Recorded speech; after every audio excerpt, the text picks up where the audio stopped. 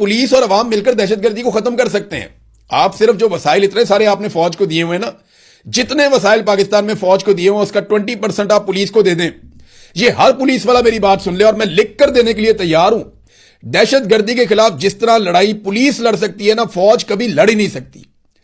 दहशतगर्दी को जैसे जड़ से पुलिस उखाड़ के फेंक सकती है ना, फौज कभी इसके बारे में सोच भी नहीं सकती।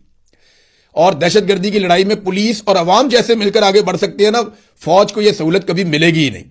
वजह यह है कि मिलिट्री ऑपरेशंस का हमेशा नुकसान हुआ, अवाम बल्कि फौज के और खिलाफ हो गई कि ये हमारे इलाके में क्या करके चले गए, बाद में कोई भरवाई भी नहीं हुई।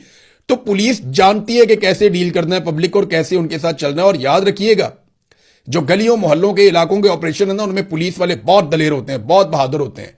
फौज अपने एसओपी से बाहर नहीं जाती, फौज को मिलकर लड़ने की आदत होती है। पुलिस वाला अकेला भी लड़ पड़ता होता है। ये मैं आपको बता रहा हूं कि उनकी ट्रेनिंग अलग अलग है ना, तरीकाकार अलग अलग है लड़ने का।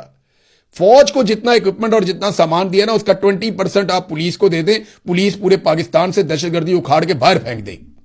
ये मैं गारंटी कर रहा हूं आपको, और मैं लिख के देने को तैयार हूं। ये अगर पाकिस्तान से 1 साल के अंदर अंदर दहशतगर्दी का खात्मा ना हो जाए तो आप जो मर्जी कहिएगा, सिर्फ पुलिस को आप फ्री हैंड दें, पुलिस को आप इख्तियारात दें और पुलिस को आप वसाइल मुहैया करें, और फिर आप देखें पुलिस करती क्या है।